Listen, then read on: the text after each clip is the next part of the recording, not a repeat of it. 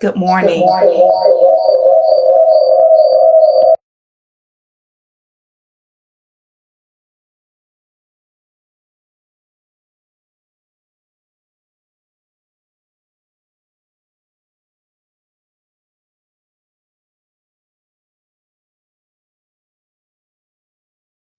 All right. Welcome. Welcome to the Empowerment Table with Lakesha Lingard. I'm licensed marriage and family therapist, certified trauma specialist, certified attachment coach, enrich and prepare couples facilitator. And I'm so glad to have you all with me this morning.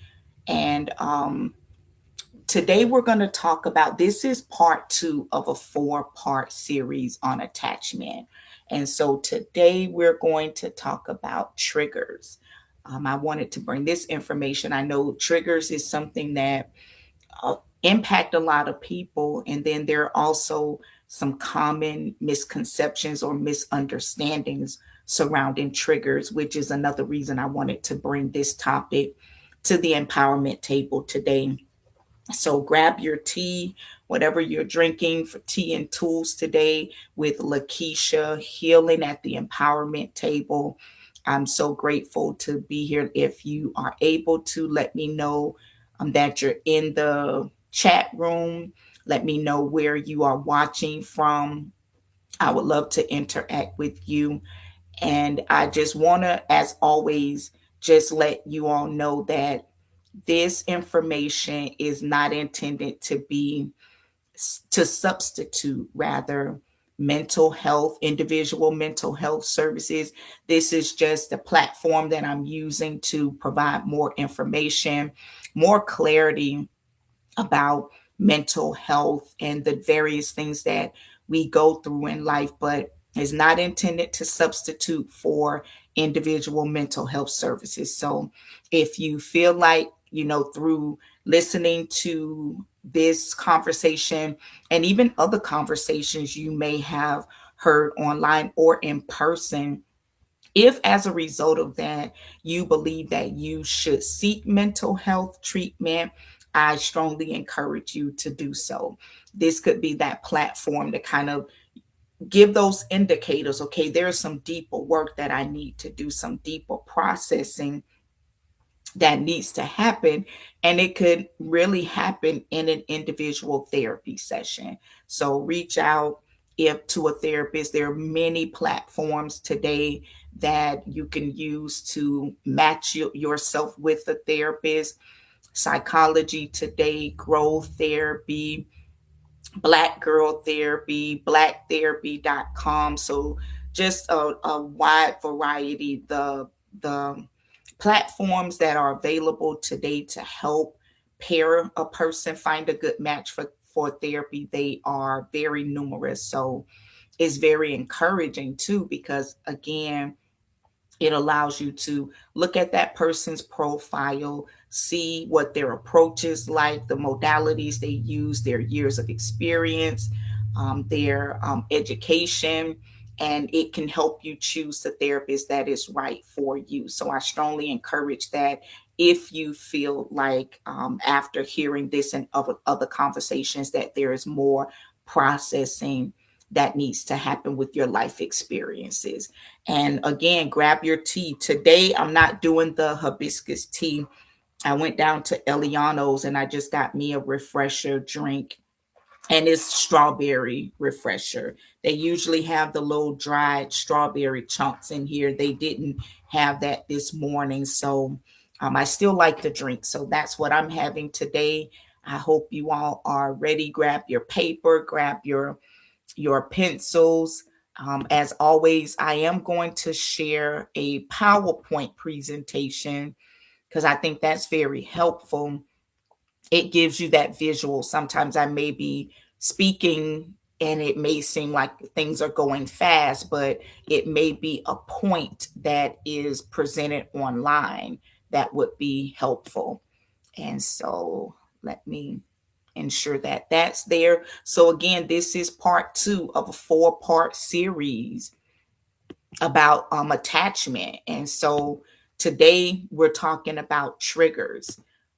And I'm going to go ahead and get into the conversation, and let someone tag someone, let them know that you're here, someone you feel like would benefit from this. So as always, when I'm doing things mental health related, I do try to stick closely with like the notes that I have written down, my presentation, because I don't want to miss anything in the excitement of sharing and reading your comments.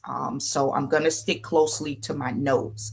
So today's topic is triggered, why we react the way we do. And so the main objective here today is to help us understand that our emotional reactions, they are not random. And so sometimes the way we respond, it does feel random, but our reactions, they're actually influenced by our nervous system, by our attachment experiences, our beliefs, our memories, and even current circumstances. Excuse me. And so the goal is never to stop having emotions, but it's learning how to respond rather than simply reacting. And so, one big takeaway I want you to have today is that your reaction makes sense even when they no longer serve you. And the reason I wanted to start early with that statement, I believe that sentence is important because it removes shame without removing responsibility. So again, I'll say that again. Your reactions make sense even when they no longer serve you. So you can understand it and know that it makes sense, but because they no longer serve you, there is still a responsibility to correct that behavior, especially when you begin to see the impact that it's having on you, it's having on your relationships, and just different areas in life. And so that is the goal. So last time we talked about our relationship blueprint when I gave the initial introduction about attachments. And so today we're going to talk about our reactions. We're talking about how that blueprint, how the attachment style that we have, how that affects us every day. And so think about it. Have you ever looked back and just kind of said, you look back at something that you said or you did and you wonder, like, why did I react that way? You may have known you were overreacting, or you couldn't stop crying, or you completely shut down. You got angry faster than you wanted to. You avoided conversation. And so that's what today is going to do. It's going to help us explore why that happens. And so, as we start today, this morning, I want you all to type in the chat, type one word when you are emotionally overwhelmed. Which response is more like you? Do you withdraw? Do you worry, defend, cry, stay busy, get quiet? You don't have to explain it. Just if you feel comfortable, just share that in the chat. And so I do have like dual monitors going on. So I may be shifting my eyes from one monitor to the other. And so just one word in the chat if you feel comfortable sharing. When you are emotionally overwhelmed, what response sounds most like you? Type one word. And I think the reason for this, when you see other people's responses in the chat, it immediately teaches us that our reactions can look different, right? When I'm overwhelmed, I may stay busy or get quiet. Someone else, they might cry. So we have to be able to normalize um, what happens in order for us to then go to the next step of seeing, what do I need to change? How can I improve? I see Jessica say she withdraws. Thank you. I thank you, Jessica, for being with me this morning, and also Lillian. Yeah, so you see, I get busy. She withdraws. So it just is that confirmation that it can all look different. And again, removing the shame of it. And so I want to start with just talking about what does it mean to be triggered. And I see Lillian says her first response is anger. See, we're not alone. Even though we have different responses, there's someone who's going to be watching now, who's going to watch it later. They're going to say, "Oh, I my first response is also anger." And I think this is good because it helps us to be more open about the mental health things that we go through, and it's helpful. Breaking the stigma again motivates us to change. I want to start with the clinical term of trigger. And so I want to explain that a trigger is anything that activates an emotional, physical, or behavioral response because it reminds your brain of a previous experience. So let me say that again. A trigger, let me move the PowerPoint forward to make sure I got you all on the where I am. Okay, so trigger, anything that activates an emotional, physical, or behavioral response because it reminds your brain of a previous experience. So, with that being said, the trigger itself, that isn't the real problem. The problem is, or the challenge is, what it represents. What does that trigger represent for you? And I do want to clarify a common misconception about triggers. We, just like this platform here, there are many platforms available on social media that provides us with a lot of information, and I want this to be one where I take the time, I take the opportunity to even clarify common misconceptions, because sometimes over social media, trigger has been used to mean I didn't like what happened. And so that's the thing. That's not a real trigger, because we can dislike something without being triggered by it.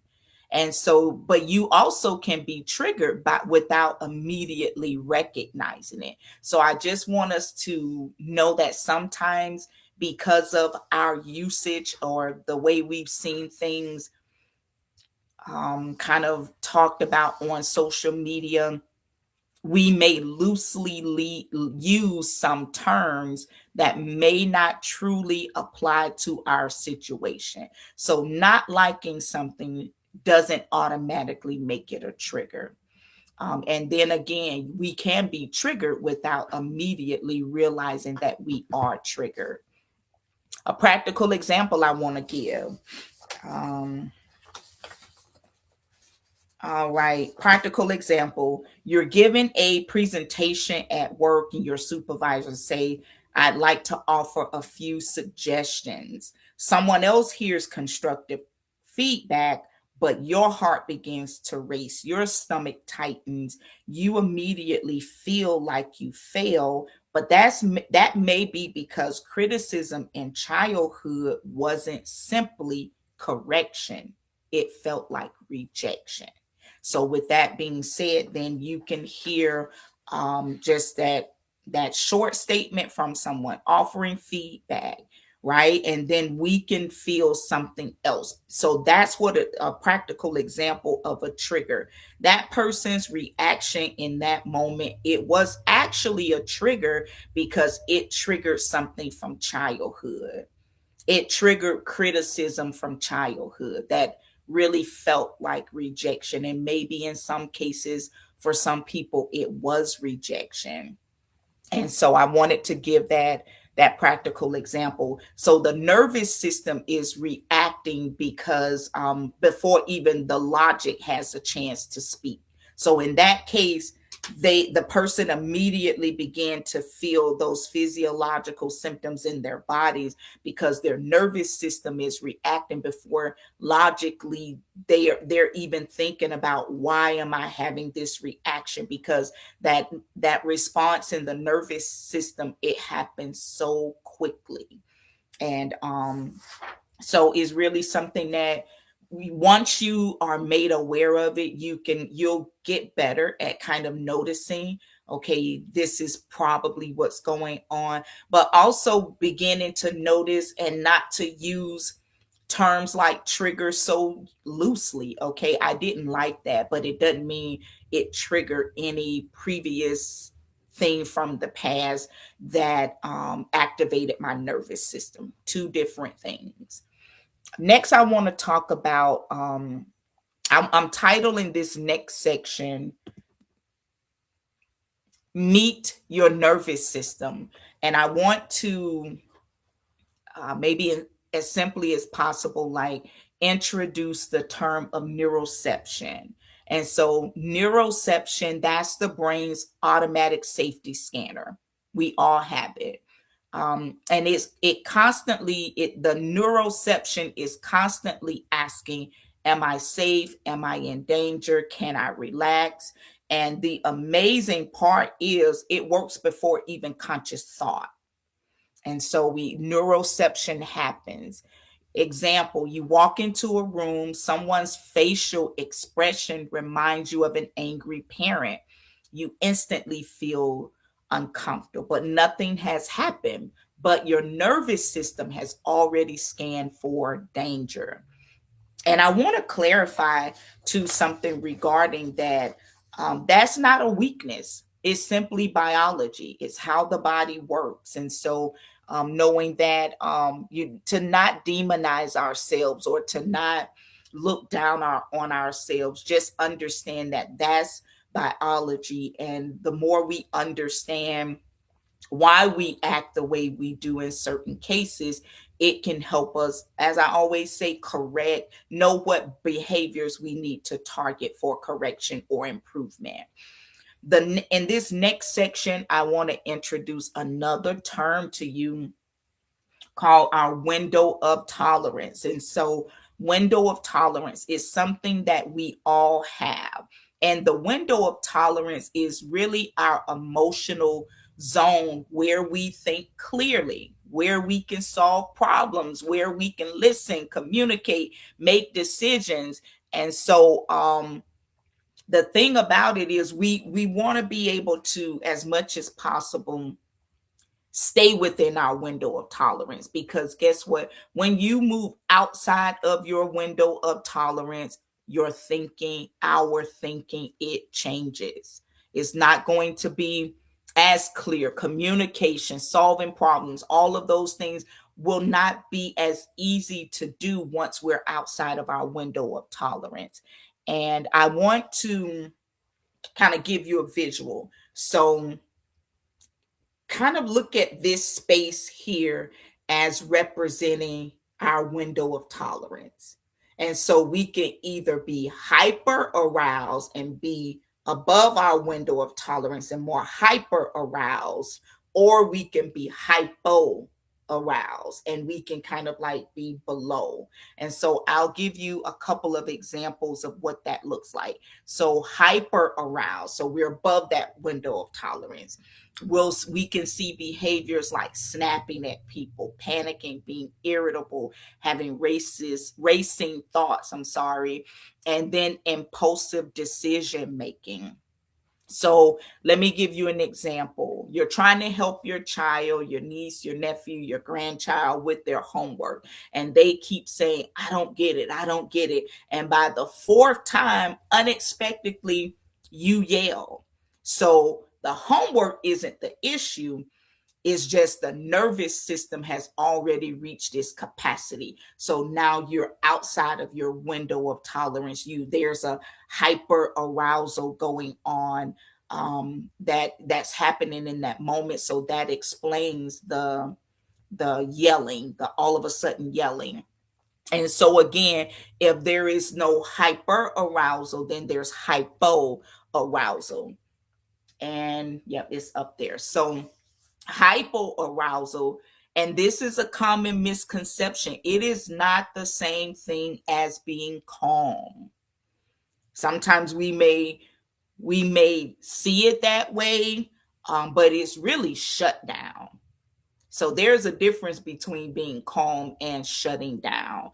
And so when you are in hypoarousal, you are in shutdown mode, you are numb, you're disconnected, you're zoned out, you're procrastinating, you are exhausted because you are now again outside of your window of tolerance. And to give another example of that, you received an important email that requires a response. Instead of answering, you stare at it for 3 days, or you don't stare at it for 3 days. You totally ignore it. You almost pretend as if or act as if you don't even know you have that email that is waiting there for your response. And so that's not because of laziness. Again, that is the nervous system reaction to like feeling very overwhelmed. And so the thing is, sometimes avoidance is misunderstood as laziness. Sometimes, people, when you procrastinate, people think you're being lazy, you're not motivated. And even think about this with our children, right? Some of the things that we see our children do or our grandchildren do, and we may think, oh, they're just being lazy, they're just not motivated. It could be them shutting down because they are emotionally overwhelmed. And so I think even understanding that could help us know that maybe the thing to do in that moment is to help them be regulated, help them to get back regulation. And we can do what's called co-regulation. So I can regulate myself in the moment, and as I'm supporting my grandchild with the hug, or talking to them, telling him that it's okay to express how he feels, then we're co-regulating. He's pulling from my sense of regulation, and it's helping him to become more regulated. And so that's something that parents can do with and for their children, especially as we may be more skilled at reaching that level of regulation than they are, as far as like emotional goals. And so it's the nervous system protection. It doesn't make it healthy, again, but it explains it. So again, like taking away the shame is still not taking away the responsibility of it. And another chat engagement, finish this sentence. When I'm overwhelmed, I usually clean, sleep, overthink, work, scroll, disappear. And just notice that how none of these are obviously bad. Some are adaptive until they become our only strategy. So that's the thing. Sometimes we have to just take a break and clean and work and scroll, focus our attention somewhere else. But when that is your only strategy for coping, that's when you would have to like be concerned if it's a problem. I see Dejanay say she cleans. I think I work, or sometimes I disappear. And so again, by itself, there's nothing wrong with any of those things. But when they're used excessively and as an only means of coping, that's when it becomes unhealthy. And so share in the comments. Section 4, I want us to move to coping strategies. I want us to talk about coping strategies, adaptive versus maladaptive coping strategies. And so an adaptive coping strategy, those are healthy strategies that reduce stress while helping us function. So if it's adaptive, right, it's helping us function, it's removing stress. Examples of that could be calling a friend, praying, walking, journaling, taking a deep breath, taking a break. Those are examples of adaptive coping skills, strategies that reduce our distress while helping us continue to function. So we want to have more adaptive coping strategies or mechanisms than maladaptive. And so maladaptive, these strategies also reduce our distress, but it's temporarily.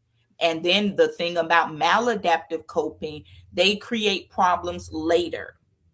And so I want to clarify too, maladaptive doesn't mean crazy. It just means it worked once, but now it's costing us more than it's helping. So we do that. Sometimes I've done things, let's say when I overwork, if it's adaptive until it's no longer adaptive. Because if I'm overworking and I'm overworking to the point where now it's creating problems later, I have allowed this thing that worked once to now cost me more than it's helping me. What is it costing my family that I'm working so much? What is it costing my marriage? What is it costing my friendships when now I am just overworking? And so it's about it being adaptive until it's no longer adaptive. And then us being able to recognize that, to know that, okay, I need to pivot.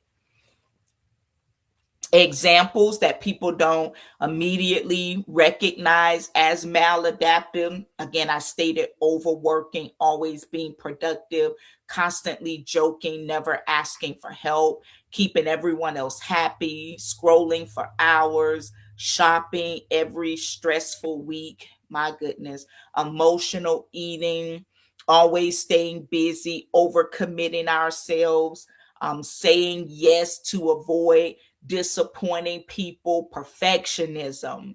Man, the list goes on and on. Keeping conversations superficial, right? That's adaptive until it's no longer adaptive. When it prevents me from having intimate relationships with people who expect intimate reactions or interactions, right?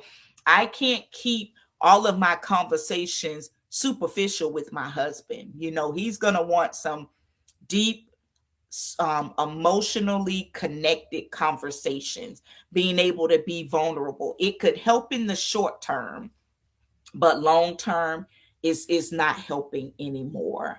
And think about it, those behaviors, that some of those behaviors, they can receive praises, but sometimes they're just protection. When we commit and we're saying yes, and we're doing everything perfect, you have to think about it. Even in the church, I know I've got some Christian viewers out there. In the church, we believe in doing things with the spirit of excellence, right? And there's a difference between the spirit of excellence and then just trying to reach some level of perfectionism that is not required, or very different, I'll say. The spirit of excellence and perfectionism, they're not the same thing.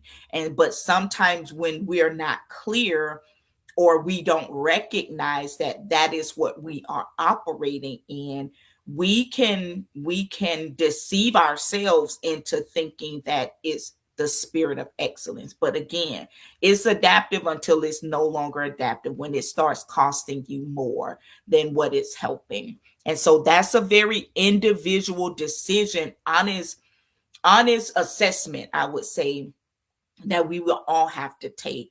And again, the operative word here is honesty. Honesty. And so we have to be real about that. Not every successful person is emotionally heavy.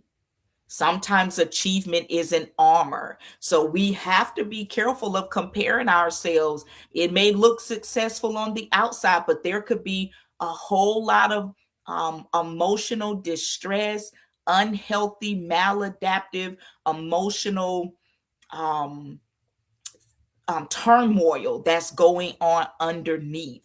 And so we want to know what healthy means for us. Healthy means for you, again, it doesn't mean the nervous system will not be triggered. It means that when I am triggered, and again, not liking something is not the same as being triggered. So we don't want to loosely use these terms. But when you are triggered, that's not the problem. The problem is, how am I going to respond to that trigger?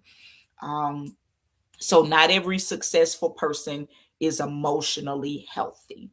And you all may have seen that. And I would say too, one of the more prominent places that we might see that is in our faith-based communities or in our professional communities. But the reason I say faith-based is because, we there could be misconceptions that there has to be this appearance that everything is together. I got it. I'm running it. I'm doing it. I'm and excuse me, underneath, there's a lot of emotional turmoil going on in our faith communities.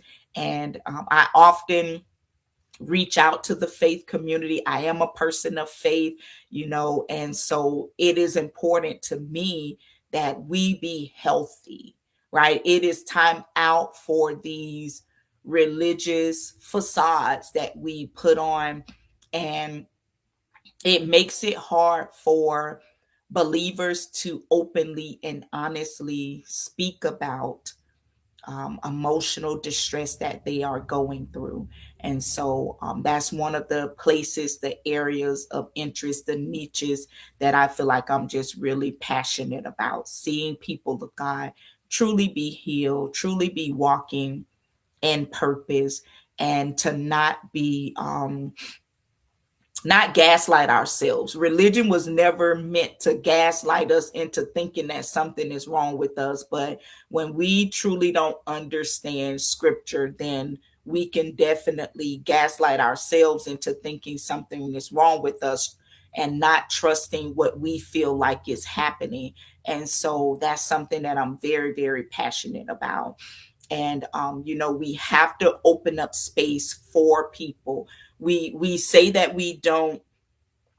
um, we don't put God in a box, or we say the church is the hospital. But the moment someone comes into the church and they are really wanting to be open and honest about what they're going through, sometimes as leaders, we have to know how to help that person. We have to be willing to help that person, and we have to be careful of messages that will make the person feel like maybe I'm not praying enough, or maybe I'm not fasting enough or doing enough, when sometimes it's none of those things. So I digress from that, but it is something that's always been very important to me. I want to move next to emotional regulation versus emotional suppression. Okay, because that's another distinction that I think it is important for us to understand. This distinction is often misunderstood. Regulation: I feel the emotion, I understand it, I choose my response. So that's regulation. Suppression is: I don't feel anything, I'm fine, it doesn't bother me. And then eventually the emotion usually comes out somewhere else. So you see the difference. And so sometimes suppression, again, because it's giving us what we need in that moment, we may think that we are good. We may think that um we're on the right path. But saying I'm fine when you're not fine, saying it doesn't bother me when it does, then you see eventually it comes out somewhere else. That is a sign of, or a clear example of suppression. And so we want to be able to truly assess where we are to say, okay, am I regulating myself or am I suppressing myself? And again, regulation: I feel it, I understand it, but I'm choosing my response. I can feel the anger or the frustration or the feeling overwhelmed. I can feel it. I understand where it's coming from, but I'm choosing how I want to respond to it. And again, because of neuroception, the brain is constantly like scanning those responses can happen so quickly, especially if we are not when we're not mindful of them, and we're not intentionally like slowing the brain and the body down so that we can choose our responses very intentionally. An example: someone says, I'm angry. No, I'm sorry. Someone says, I'm not angry, yet everyone around them experiences their sarcasm. You're not angry, but you're being sarcastic. People feel the tension. People feel the short responses. People feel the impatience that you're displaying in that moment. Because the truth of it is, the emotions rarely disappear. Guess what that emotion just did? It just relocated. It relocated in your sarcastic responses. It relocated in your short responses. It relocated in the lack of patience that you have. So they're not gone anywhere. They just relocated. And we may be deceiving ourselves as if, you know, I was fine and no one could tell, and I did a pretty good job. But I don't know if suppression is something that you use often. It's harder to be able to really disguise it as something else.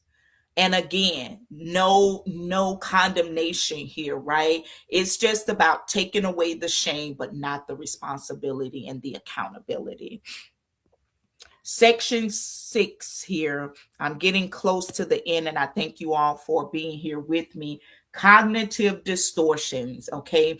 They're also called unhealthy thinking patterns. And so the cognitive distortions are those unhealthy ways in which we think that will increase our emotional distress. If I am um if I am upset about something or I'm anxious about something, but then I also have unhealthy thinking patterns, then my anxiety increases or my depression increases. So it goes from being in that window of tolerance where I can manage these emotions to now I'm out of my window of tolerance. And so our thinking has something to do with whether or not we stay in our window of tolerance. I'm in my window of tolerance. I feel the emotion. I understand the emotion. I am still able to respond to the emotion appropriately, but then if I start applying cognitive distortions to the situation, I'm no longer in my window of tolerance. Now I'm up here and I'm agitated and I am arguing or whatever it looks like in that hyper aroused stage, or now I'm down here in my hypo aroused. I'm shut down, I'm numb, I'm just disconnected, I'm withdrawing, all of those things. So, cognitive distortions, when we're emotionally activated, our thinking becomes distorted. It doesn't mean we're irrational, it just means that our brain is just trying to fill in missing information. And so often that happens. The brain is always trying to fill in the missing information. The brain hates uncertainty. The brain hates those blank lines. It'll fill it in with something, even if what it fills it in with is incorrectly. And it, excuse me, and again, that's the brain trying to keep us safe. That's the brain that would rather know than not know. So that's how our brain works. Mind reading. Here are some examples of the cognitive distortions. The first one is mind reading. They didn't smile, so they must be upset with me. We're mind reading. Catastrophizing. I made one mistake. I'm probably getting fired. You're seeing the worst possible outcome rather than, in a lot of cases, the most likely outcome. I see Jessica being transparent, cognitive distortion season for sure. Exactly. And so that's why I wanted to bring these examples. So when you begin to recognize it, you can say, okay, here I am catastrophizing again. Here I am mind reading again. Whichever the one is you use. And most often we can find ourselves using more than one, multiples, but then there's always just this one that we seem to lean into the most. I see Lillian saying cognitive distortion has taken over. See, we're not alone. We're not alone. And to be transparent, I was just in that season maybe like a few weeks ago. My thinking wasn't as clear as it normally is, and I oftentimes tell people because I'm all about breaking stigmas around mental health, right? And I'm always reminding people of how if you need a therapist, get a therapist, right? Because ever since I was in undergrad, I learned early on a therapist needs a therapist. So guess what, you all? I'm going through a lot of transitions in life. So I'm getting me another therapist. It's been about 3 years, and I said I need somebody to bounce some ideas off of. And so your girl's starting therapy again. So I'm so happy about it. I'm excited just to have someone else to talk to. And so get if you need someone, get someone, reach out. All right, so let me get back to this. Catastrophe, I made one mistake, I'm probably getting fired. Personalization, they seem quiet today, I must have something to do with it. And so you see how we're personalizing it. They may be quiet because they're going through something. Now, if you know you did something, don't say I must have something to do with it and you're playing naive. If you know you did something, then that means maybe there is some mending that needs to happen. But cognitive distortions mean there is no reason for you thinking that. That's the part that makes the thought process irrational. And the last one I'll mention is all or nothing thinking. If I can't do it perfectly, there's no point in trying. Right. So that's the thing here. We have to be able to recognize these. There are more cognitive distortions. I have a worksheet with them after I do this live today. I will go and post it on this Facebook page so you can have that with you so you can see. These right here are just four of some of the most commonly used cognitive distortions, but I'll put a full list on Facebook after we finish. So the thoughts are real, but not every thought is true. That's what we need to know. They're real, meaning they're there, but it doesn't mean they're true. Just because they're loud doesn't mean they're true. Just because they're intense, it doesn't make them true. So the thing is being able to get ourselves back in our window of tolerance, that space to where I can feel this emotion, understand this emotion, but still respond the way that I want to. And then we can be able to challenge these cognitive distortions, right? Because again, remember, when you're out of your window of tolerance, thinking changes, is not as clear, is not as intentional. It just shifts then when you're either hyper or hypo aroused. One more chat engagement for us. Type one word that stood out to you today.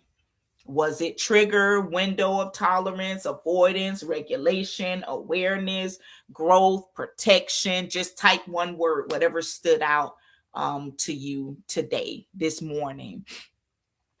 And I'm so excited. Let me take a drink.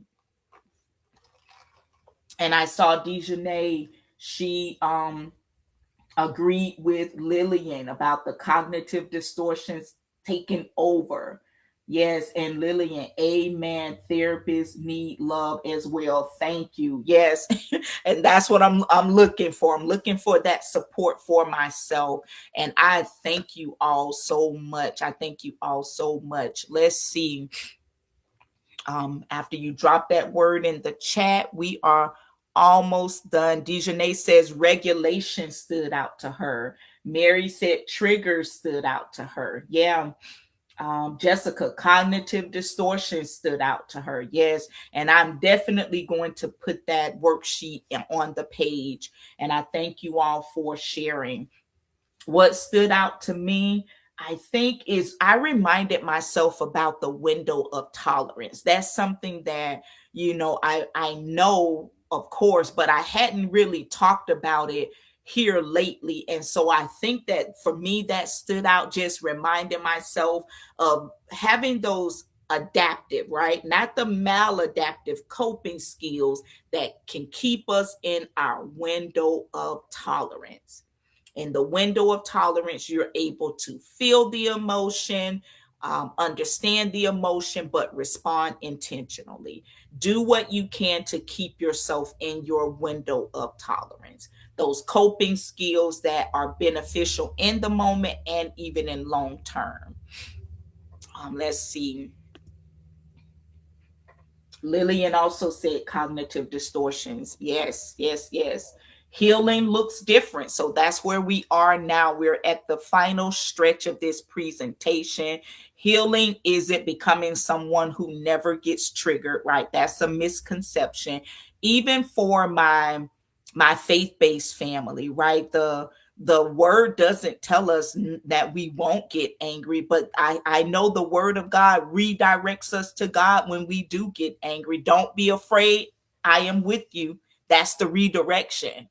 So you became afraid, but then he redirects us on what to do when we become afraid. He tells us that he's close to the brokenhearted and he saves those that of a contrite spirit. And some versions say crushed in spirit. So is not about not getting becoming emotional, someone who will never get triggered. Healing isn't noticing things faster, is it's recovering sooner, responding differently, apologizing when you need to. And let me say that part again because I misspoke.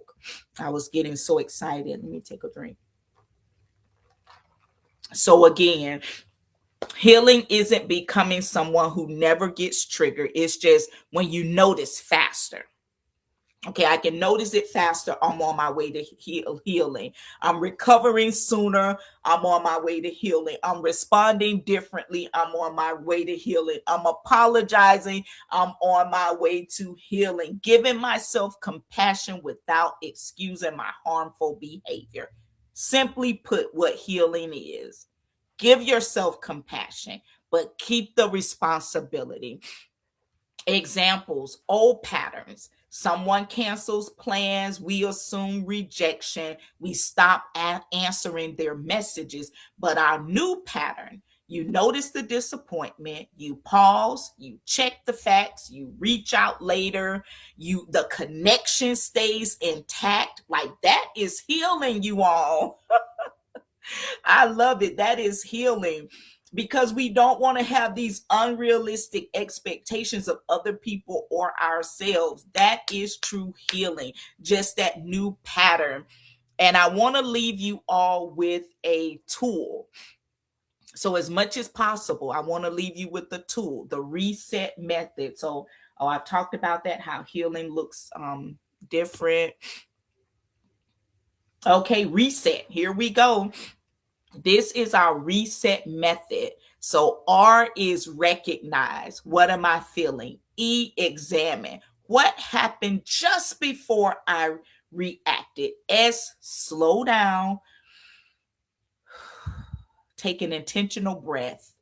E, evaluate. Is this about today or is it about something older being activated? Ooh, I'm getting emotional. Because that question can bring up a lot of emotions when we are able to recognize that it's not about what's happening today. It is about just something older being activated. And there is nothing wrong with admitting that. I think realizing that will be one of the greatest things that happens to us, because the more I realize that I can separate past from present. So, wow. And then T is take a healthy step. Choose the next response instead of our first reaction. That is so empowering. Choosing our next response instead of the first reaction. And so I want to leave you all with this reset method. Screenshot this so you can have it later to look at. For my faith-based people, pray God help me to utilize this reset method. Help me to reset. Help me to recognize what I'm feeling. Examine what happened right before I reacted. Slow down. take an intentional breath. When I took that breath, you all, I think that's what made me get emotional because I just, because sometimes we're holding so much in the body. It can help us evaluate, is it about today or something older being activated, and then taking that healthy step to choose our next response instead of our first reaction. And so we are down to our last few minutes. Your nervous system has spent years trying to protect you. That's one thing I want you to remember. Sometimes it protects you well, sometimes it protects you from things that are no longer dangerous. So, healing is about teaching your mind and your body that today's reality is very different from yesterday's pain. And so every adaptive coping skill that you begin to put in place, it's going to continuously send that message to the brain that, again, my today's reality is not the same as yesterday's pain. And so that is it for today. Next week, we're going to talk, continuing on this 4-part series on attachment. So next week we're going to the topic, I'm sorry, is going to be healing attachment wounds, moving towards secure connections. And I'll answer questions like, can attachment styles actually change? What does secure attachment look like? What does it look like in adulthood? How can we rebuild emotional safety? How can healthy relationships help us heal? What practices moves us from surviving to securely connecting? So that's what I'm going to be covering next week. And this presentation, it moved beyond, it just kind of took us to another level. Again, I introduced terms like neuroception, window of tolerance with the hyper and hypoarousal, adaptive versus maladaptive coping, emotional regulation versus suppression, and then cognitive distortion. So after we get off in a few minutes, again, just look for that worksheet on cognitive distortions that I am going to put in on the Facebook page. And I hope that I said something that's helpful and that you all can take with you. Remember that reset method. Let that help you be more aware of what's going on in you and more intentional about your responses. I thank everyone who sat down for tea and tools at the empowerment table with me. And I look forward to seeing you all back here next week, next Tuesday at 11 a.m. I thank you all so much, and you all enjoy the rest of your week.